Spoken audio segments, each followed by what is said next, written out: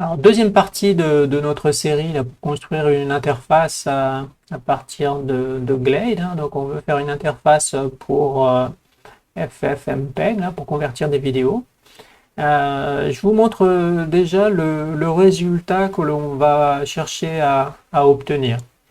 Donc, pour cela, mon programme il est déjà fait, l'application aussi, hein. Je vais juste vous montrer ce qui se passe. Donc, je lance mon programme. Donc, je l'exécute et voilà ma fenêtre ici qui apparaît. Donc, qu'est-ce qu'il y a en fait? On retrouve à peu près la même version que dans celle qui est complète, mais simplement ici, il n'y a pas beaucoup de tests, donc je peux choisir une source pour voir que ça fonctionne quand même, hein. Je choisis ma petite MP3.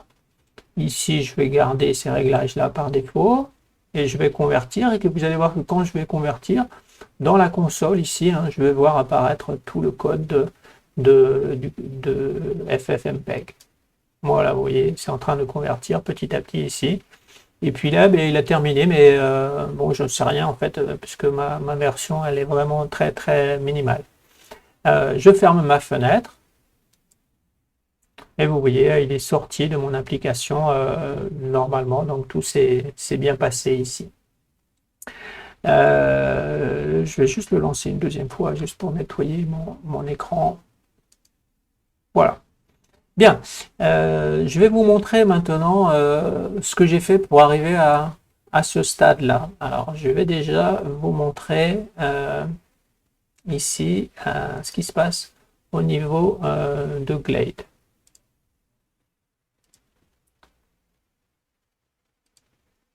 Donc, une seconde que euh, je vois ma fenêtre Glade.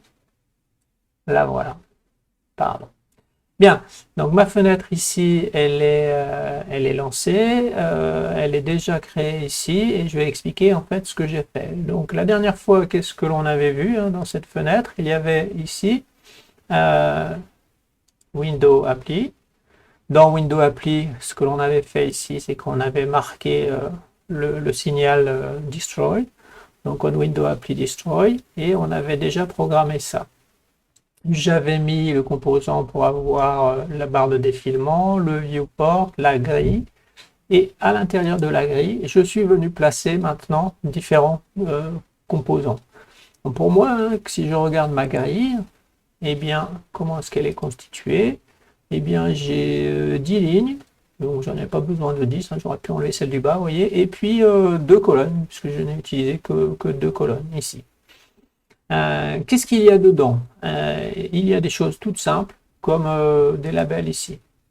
Donc le label 1, ici, bon ben voilà, j'ai écrit source dedans.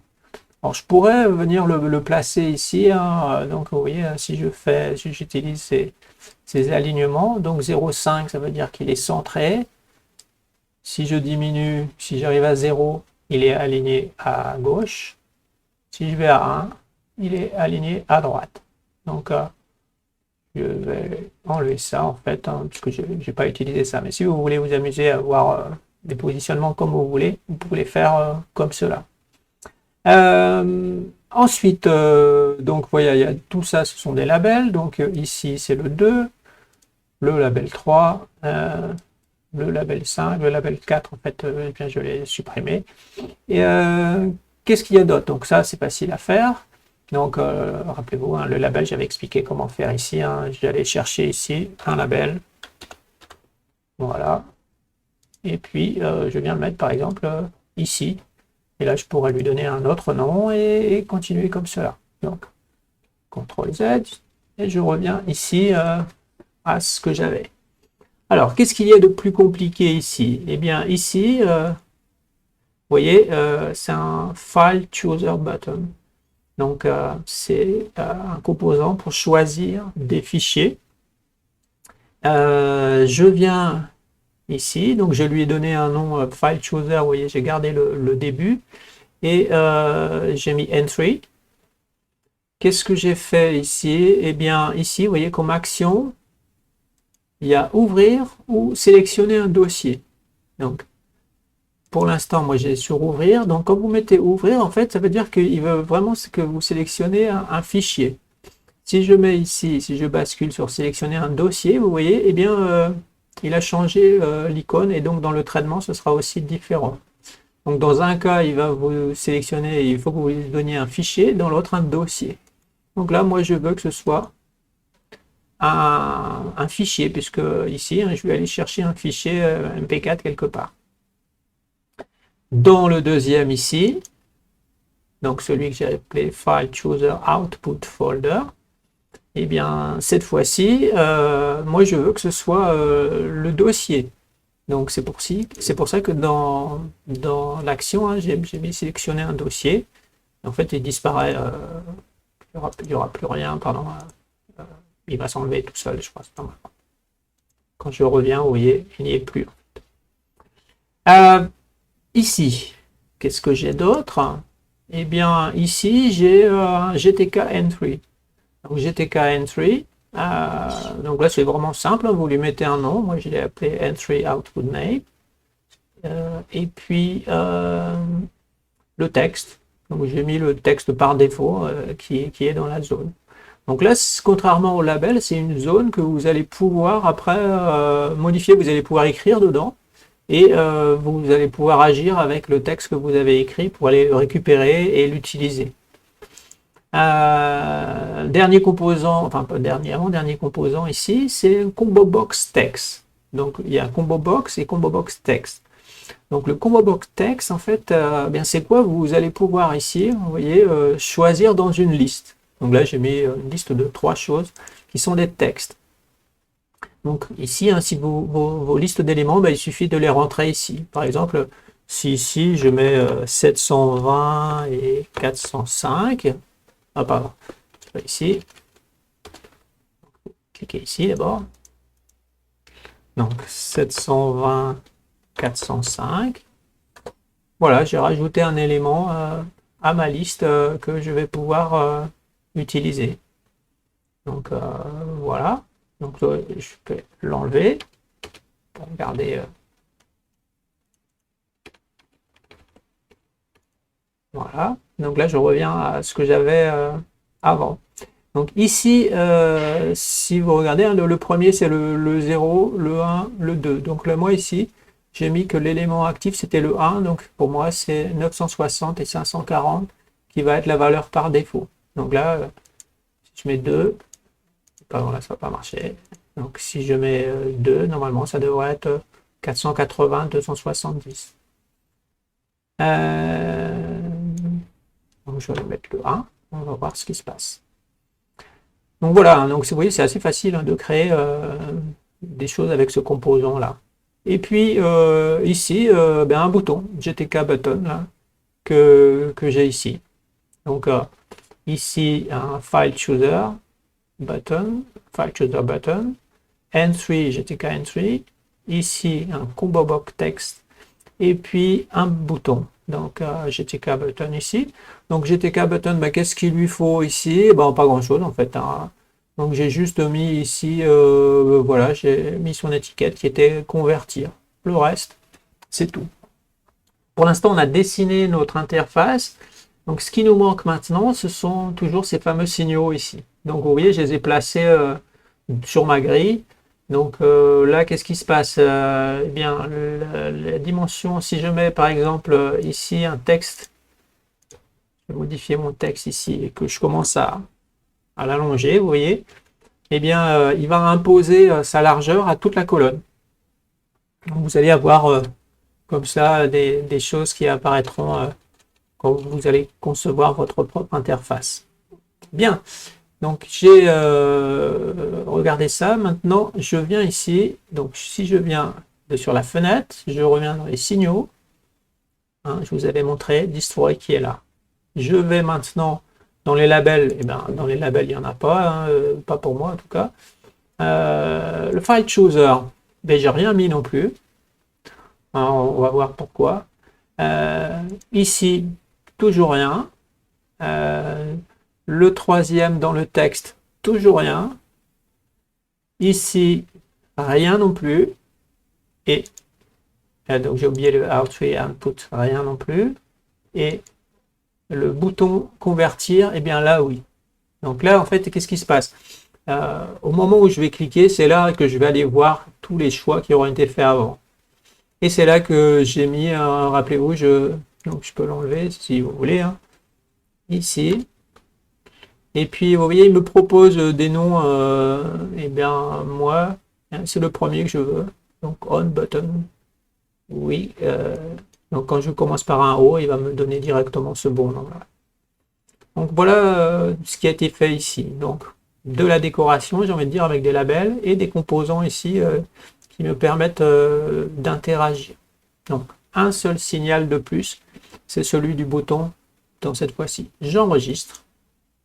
Et voilà, j'ai cette partie-là qui est faite. Donc je vais basculer maintenant dans la partie programmation. Alors là, mon programme est déjà fait, hein. Je retrouve ce qu'il y avait dans ma première version. Donc le même début, je n'ai pas touché ici. Ici, c'est toujours la même chose. Alors, au niveau des composants, eh bien, la dernière fois, il y en avait... Alors ici, j'ai encore mis 2 fois celui-là pour pouvoir supprimer. J'avais juste la fenêtre la dernière fois, hein, donc Windows Appli, et cette fois-ci j'ai fait la même chose avec les autres. Donc je vais aller chercher les composants un par un de ceux que j'ai besoin ici. Donc File Chooser Entry, File Chooser Output Foot, etc., etc. Donc ils sont tous là. Ce que j'ai fait ici aussi, c'est que pour ces File Chooser Entry, eh bien, je peux mettre un répertoire par défaut, en fait. Donc, moi, j'ai choisi, en fait, de le mettre dans le répertoire de vidéo, les deux, l'entrée comme la sortie. Donc là, on pourrait évidemment améliorer ça pour que ce soit dans des préférences, dans un fichier à part. Donc là, je l'ai mis en dur là-dedans. Ici, toujours ma phase d'activation qui n'a pas changé. Cette partie-là n'a pas changé non plus, hein, on destroy, et j'ai rajouté ce qui correspond à ce que j'ai quand je clique sur le bouton on button convertir clicked. Alors qu'est-ce que je fais? Eh bien je vais aller regarder les résultats en fait que l'on a en fait dans les file chooser. Donc le file chooser, je vais get file, donc il va me renvoyer le nom, et là comme c'est un fichier, il va me renvoyer le chemin du fichier. Dans le deuxième, il va me renvoyer le chemin du dossier, hein, puisque rappelez-vous, hein, dans l'autre, c'est juste un dossier qu'on a choisi. Et vous voyez, c'est exactement le même traitement. Mais c'est au niveau de l'interface hein, qu'on a dit qu'on voulait ou un fichier ou un dossier.